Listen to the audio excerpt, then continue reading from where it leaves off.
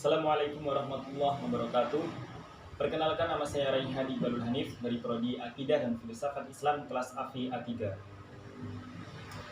Baik teman-teman yang semoga dirahmati oleh Allah, pada kesempatan kali ini saya akan menjelaskan mengenai proses dan hikmah pewahyuan Al-Quran.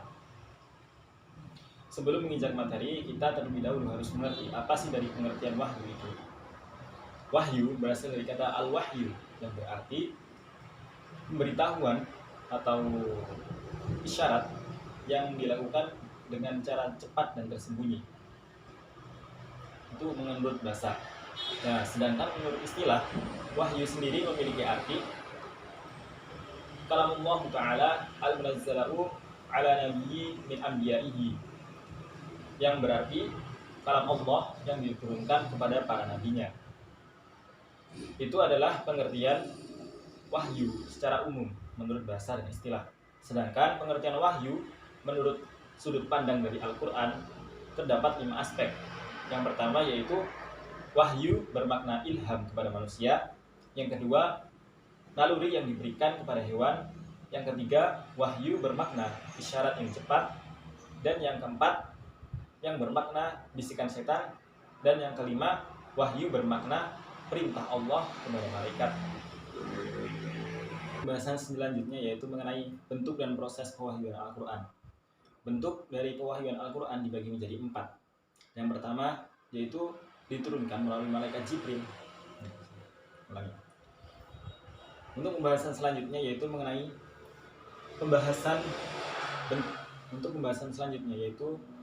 bentuk dan proses pewahyuan Al-Quran.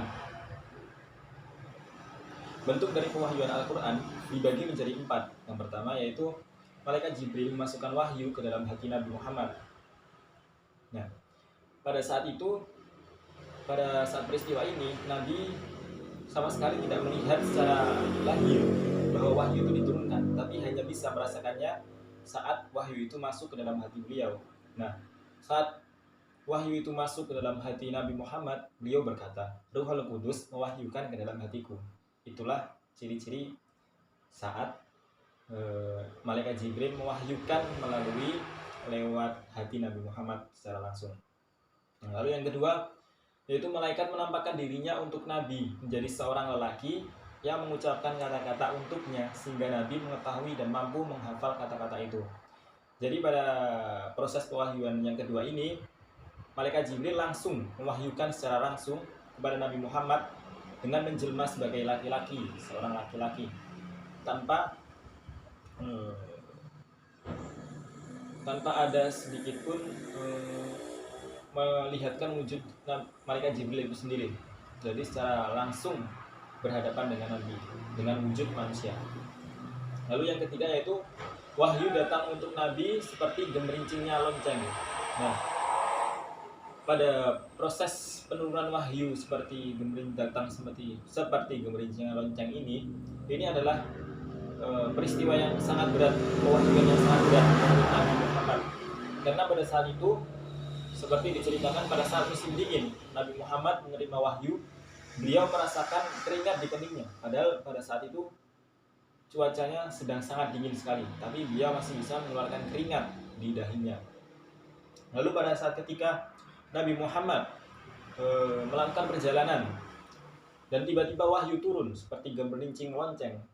Dan saat itu pula, unta yang ditunggangi Nabi Muhammad itu duduk dengan seketika karena efek dari beratnya wahyu yang diwahyukan kepada Nabi Muhammad SAW. Lalu yang keempat itu, malaikat menampakkan dirinya kepada Nabi Muhammad secara langsung dengan wujud nyatanya, wujud nyata sebagai malaikat. Nah, jadi malaikat Jibril saat mewahyukan kepada Nabi Muhammad, beliau langsung malaikat Jibril itu sendiri menampakkan wujud aslinya tanpa menjelma sebagai manusia ataupun yang lainnya, seperti itu. Pembahasan selanjutnya yaitu mengenai periodisasi turunnya Al-Quran, di mana periodisasi turunnya Al-Quran itu dibagi menjadi 3 tahapan. Untuk yang pertama yaitu periode pertama mengandung berisi pendidikan bagi Rasulullah supaya lebih menguatkan hatinya untuk berdakwah. Contohnya pada akhlak dan kepribadiannya. Lalu berisikan juga pengetahuan-pengetahuan dasar mengenai sifat dan af'al Allah. Contohnya pada surat Al-Ikhlas yang menurut hadis Rasulullah sebanding dengan sepertiga Al-Quran. Nah, ada juga pula persoalan-persoalan mengenai tauhid dan tanzih Allah Subhanahu wa taala. Lalu yang ketiga yaitu keterangan mengenai dasar-dasar akhlak Islamiyah serta bantahan-bantahan secara umum mengenai pandangan hidup masyarakat jahiliyah ketika itu. Dan periode pertama ini kurang lebih berlangsung selama 4 sampai 5 tahun. Lalu memasuki periode kedua berlangsung selama 8 sampai 9 tahun, di mana banyak sekali tantangan-tantangan dakwah, tantangan-tantangan penyebaran Al-Qur'an, tantangan-tantangan penyebaran agama Islam pada saat itu karena dimusuhi oleh orang-orang kafir jahiliyah.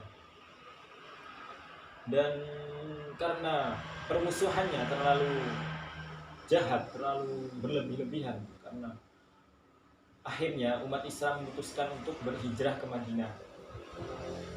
Penganut Al-Quran mulai berhijrah ke Madinah. Nah,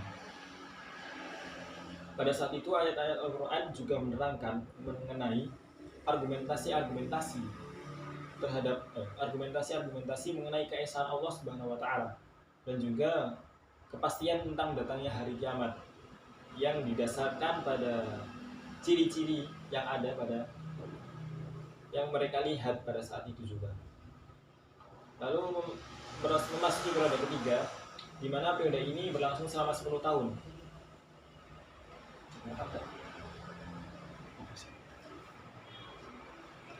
Di mana periode ini berlangsung kurang lebih selama 10 tahun. Dan juga pada masa ini Islam sudah sangat mudah aksesnya. Karena agama Islam sudah menyebar bukan hanya di Mekah dan Madinah juga, tapi sudah ke berbagai penjuru negara lain, seperti itu, daerah-daerah lain. Nah, pada periodisasi ketiga ini kurang lebih ayat-ayat Al-Quran itu menjelaskan mengenai didikan akhlak dan suluk supaya umat Islam itu tetap termotivasi untuk taat kepada Allah Subhanahu wa taala. Dan ada juga mengenai persoalan yang dihadapi pada saat itu, di mana persoalan-persoalannya itu sudah semakin berkembang. Seperti contohnya bagaimana sih prinsip-prinsip yang diterapkan untuk masyarakat supaya mencapai kebahagiaan. Kemudian bagaimana sih sikap terhadap orang-orang munafik, orang-orang kafir, orang-orang ahli kitab. Nah, semua persoalan-persoalan itu dijelaskan pada ayat-ayat Al-Quran yang turun pada saat itu. Lalu periode ini berlangsung kurang lebih selama 10 tahun ya tadi, ya, seperti itu.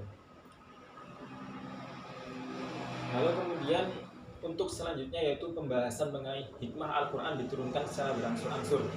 Yang pertama yaitu meneguhkan hati Rasulullah dalam berjuang menghadapi orang-orang kafir Quraisy dan siapapun yang menentang dakwah beliau. Lalu yang kedua sebagai mukjizat, yang ketiga dalam rangka memelihara ayat-ayatnya, di mana jika tidak diturunkan secara berangsur-angsur, mungkin para sahabat kesulitan dalam menghafalnya sehingga kedepannya akan berdampak terhadap periwayatan dari ayat-ayat Al-Quran itu sendiri.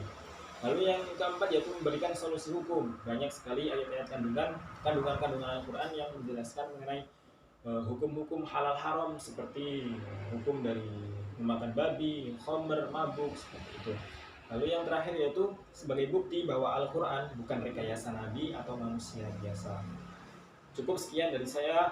Mohon maaf bila ada salah kata. Wassalamualaikum warahmatullahi wabarakatuh. Mari.